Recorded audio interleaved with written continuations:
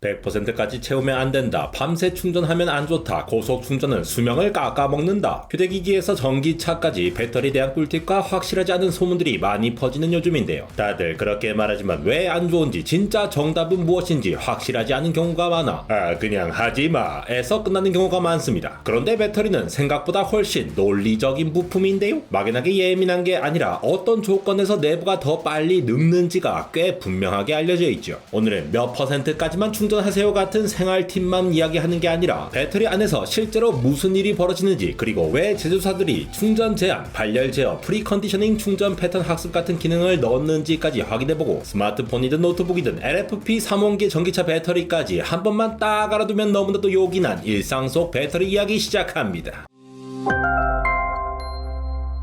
우리가 쓰는 리튬이온 배터리는 양극, 음극 그 사이를 오가는 리튬이온, 그리고 그 이온이 지나갈 수 있게 도와주는 전해질로 이루어져 있습니다. 충전할 때는 리튬이온이 한쪽 전극으로 몰리고 방전할 때는 다시 돌아오는데요. 이 과정이 겉으로는 단순해 보여도 실제로는 전극 표면과 전해질 경계에서 여러 부반응이 함께 일어납니다. 그래서 배터리는 쓰면 쓸수록 내부가 조금씩 변하는 소모품이죠. 배터리를 100%까지 꽉 채운다는 건 그냥 숫자를 끝까지 올리는 게 아니라 배터리 내부 전압을 높은 상태까지 끌어올리는 것입니다. 충전이 많이 될수록 전압이 올라가고 끝부분은 배터리 입장에서 가장 편한 구간이 아니라 가장 팽팽한 구간에 가까운데요. 50에서 60%로 갈 때보다 90에서 100%로 밀어 올릴 때가 훨씬 예민하다는 이야기죠. 흔히 SOC라고 부르는 State of Charge 라는 말은 현재 배터리에 저장된 전하량을 0에서 100%로 나타낸 지표인데요. 이 SOC의 정도와 높은 전압 구간에서 배터리 성능이 점차 구려지는 이유도 결국 이 전극 전위와 부반응 증가로 설명되죠. 왜 높은 전압이 문제냐? 마치 런지 자세로 10초는 버틸 수 있어도 100초 버티기는 쉽지가 않듯 배터리 재료들이 무리한 자세를 오래 버티게 되기 때문이라고 볼 수 있는데요. 리튬이온이 전극 안으로 계속 들어가는데 100% 근처에서는 들어갈 자리도 줄고 재료가 받는 스트레스도 커지게 됩니다. 이 상태가 반복되면 전극 구조가 조금씩 흐트러지고 전해질이 전극 표면에서 더 쉽게 분해되며 표면 보호층도 점점 두꺼워지게 됐는데요. 연구자들은 이런 걸 전극 구조 열화, 전해질 산화, 전이 금속 용출 같은 말로 설명하는데, 이 상태가 반복하게 되면 결과적으로 우리가 사용하는 배터리에 쓸 수 있는 용량이 줄고 내부 저항이 늘고 발열이 잘 나는 것이 되는 거죠. 여기서 중요한 건 100%를 찍는 그 순간보다 높은 전압 상태에 얼마나 오래 머무느냐입니다. 그래서 밤새 충전이 문제라는 말도 사실은 계속 과충전 된다는 뜻이 아니라 높은 SOC 상태가 몇 시간씩 유지된다는 쪽이 핵심이라고 볼 수 있는데, 충방전을 많이 하지 않아도 높은 온도와 높은 SOC 상태로 오래 두면 배터리 용량이 서서히 줄어드는 이른바 캘린더 에이징이라는 현상이 대표적인 예이죠. 그래서 요즘 스마트폰이나 노트북, 전기차가 다 비슷한 방향으로 갑니다. 사용자의 기상 시간이나 출발 시간을 학습해서 일단 80% 정도까지만 채워두고 진짜 필요한 시점에 100% 가까이 올리는 방식이죠. 이건 괜히 넣은 편의 기능이 아니라 높은 전압 상태에 머무는 시간을 줄이기 위한 전략이라 볼 수 있는데, 테슬라도 현재 지원 문서에서 배터리 종류에 따라 권장 데일리 차지 리밋이 다르고, 일상적으로는 권장 제한을 따르며 0%나 100% 근처에 며칠 또는 몇 주씩 오래 두지 말라고 안내하고 있죠. 많은 분들이 고속 충전은 빠르니까 배터리에 안 좋다고 생각하시는데, 정확히 말하면 빠르다는 사실 하나보다 그 과정에서 생기는 열과 특정 조건에서 벌어지는 비정상 반응이 더 중요합니다. 높은 충전 전류는 내부 저항 때문에 발열을 키우고 동시에 전극 표면에서 원하지 않는 반응이 늘어날 수가 있는데, 관련 연구 결과에서도 높은 충전율과 높은 온도는 대표적인 수명 저하 요인으로 정리됩니다. 배터리 안에는 리튬이온이 오갈 수 있게 해주는 액체 성분, 즉 전해질이 들어있죠. 이온이 다니는 통로라고 생각하시면 되는데, 정상 상태에서는 이 통로가 비교적 안정적으로 작동하지만 열이 많이 올라가면 전해질이 조금씩 분해되고 전극 표면에서 새로운 막이 생기거나 원래 있던 막이 깨졌다가 다시 생기기를 반복하죠. 그래서 통로가 점점 답답해지고 같은 전기를 넣고 빼는데 더 많은 저항이 생기게 되는데, 여기서 자주 나오는 말이 Solid Electrolyte Interface SEI입니다. SEI는 원래 배터리 음극 표면에 생기는 보호막인데요. 쉽게 말하면 배터리가 전해질과 직접 계속 싸우지 않도록 표면에 얇게 생긴 방어막 같은 것이죠. 문제는 이 보호막이 고온, 고전압, 반복 스트레스 때문에 계속 손상되고 다시 자라면서 점점 두꺼워진다는 데 있는데요. 배터리 배터리를 보호하려고 생긴 흉터가 점점 두꺼워지면서 오히려 이온이 드나드는 길을 막고 내부 저항을 키우게 되죠. 그리고 그 막을 다시 만드는 과정에서 쓸 수 있는 리튬도 조금씩 소모됩니다.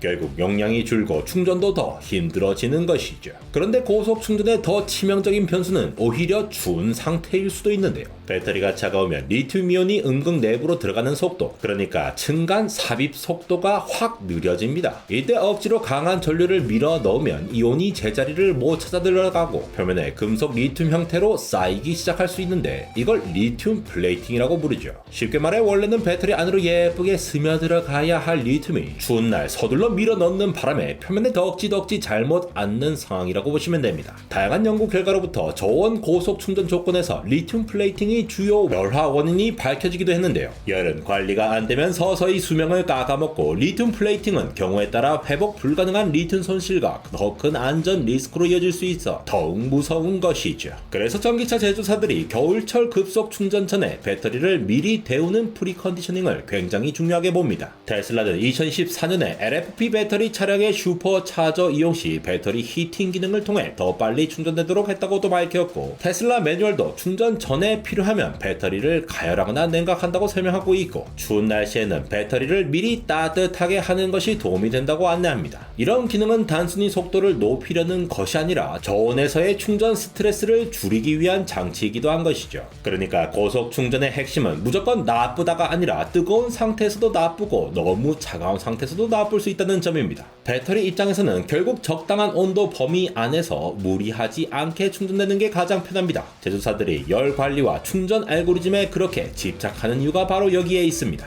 여기까지 들으면 한 가지 패턴이 보입니다. 배터리는 극단을 싫어합니다. 너무 높은 SOC도 싫어하고 너무 낮은 SOC도 좋아하지 않으며 너무 뜨거운 것도 싫고 너무 차가운 것도 싫어합니다. 이걸 더 잘 보여주는 개념이 방전 심도, Depth of Discharge, 즉 DOD인데요. 쉽게 말해 100에서 0까지 깊게 한 번 쓰는 것과 80에서 40 사이를 여러 번 얕게 쓰는 것은 배터리에게 같은 경험이 아닌 것이죠. DOD가 깊을수록 전극이 더 큰 스트레스를 받고 누적 열화도 빨라지는 경향이 있는데, 실제 실험과 수명 모델 연구들에서도 깊은 방전이 반복될수록 사이클 수명이 짧아지고 상대적으로 얕은 사이클에서 더 많은 누적 처리량을 얻을 수 있다고 보고됩니다. 그래서 배터리는 극단보다 중간이 편하다는 말이 생활 팁이 아니라 꽤 오래된 실험적 관찰이기도 하죠. 그래서 실전에서는 아주 복잡하게 갈 필요가 없습니다. 매일 100%를 꼭 찍어야 하는 게 아니라면 높은 SOC에서 오래 두는 시간을 줄이고 굳이 0% 근처까지 자주 몰아붙이지 않는 습관이 좋죠. 노트북을 늘 어댑터에 꽂아두고 100% 상태로 오래 쓰는 것, 전기차를 만충 상태로 며칠씩 세워두는 것, 충전하면서 게임이나 고부하 작업을 오래 하는 것, 이런 습관들이 바로 배터리 입장에서 스트레스를 키우는 행동이라는 것입니다. 전기차도 기본 원리는 크게 다르지 않습니다. 오히려 전기차는 배터리가 비싸고 수명 관리가 더 중요하기 때문에 제조사와 연구기관이 훨씬 체계적으로 이 문제를 다룹니다. 일상주행 위주라면 제조사가 권장하는 데일리 찰지 리밋을 따르는 것이 좋고, 장거리 출발 직전에만 100%를 쓰는 것이 합리적이죠. 가능하면 집이나 완속 충전을 기본으로 하고, 초급속 충전은 장거리나 급할 때 집중적으로 활용하는 쪽이 장기 건강에는 유리하다는 것인데요. 특히 겨울철에는 급속 충전 전에 프리컨디셔닝을 해두는 게 중요한데, 추운 상태에서 무리하게 빠른 충전을 시도하면 앞서 말씀드린 리튬 플레이팅 위험이 커지기 때문입니다.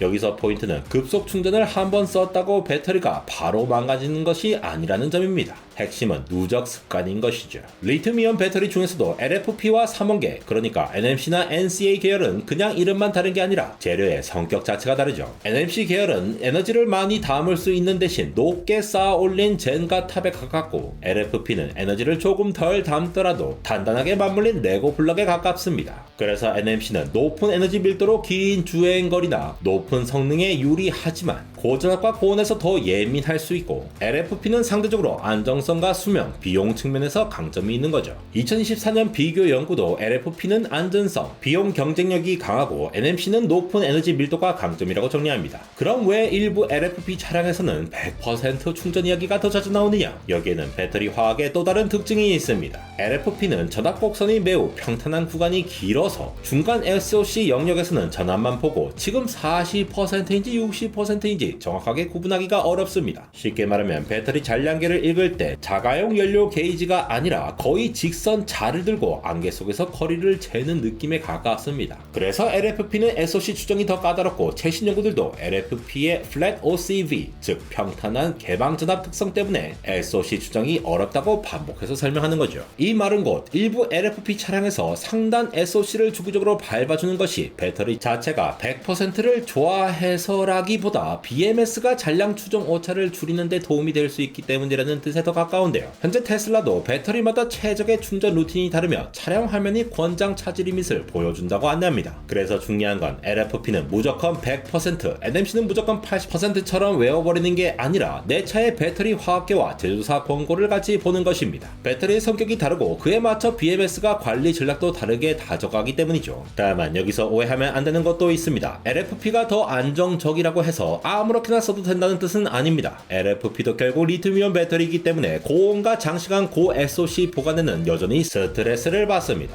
큰 방향에서 보면 LFP는 안정성과 수명, 사망에는 에너지 밀도와 성능 쪽에 무게중심이 더 가 있다고 이해하시면 되겠습니다. 그래서 실전에서는 생각보다 단순합니다. 평소에는 너무 높게 오래 두지 않기, 너무 낮게 방치하지 않기, 뜨겁거나 차가운 상태로 충전을 해서 촉사시키지 않기, 충전 제한 기능과 프리컨디셔닝 기능을 활용하기, 전기차라면 내 배터리 화학계에 맞는 제조사 권고를 따르기. 사실 이 정도만 지켜도 배터리를 꽤 덜 괴롭히는 쪽으로 가는데요. 휴대용 디바이스들은 점점 많아지면서 충전기로 꽂아놓을 때마다 80%까지만 충전시켜놓게 세팅해 놓으면 늘 항상 찜찜한 마음이 들었지만 그래도 이게 내가 가진 태블릿 스마트폰들을 오래 가게 하는 방법이라고 하니 찜찜한 마음을 안고 그냥저냥 살고 있지만 그래도 행여나 50%까지만 떨어져도 뭔가 마음이 불안하여 서둘러서 USB-C 타입 충전기를 찾아 호들갑을 매번 떨고 있는 안달공학 에러였습니다.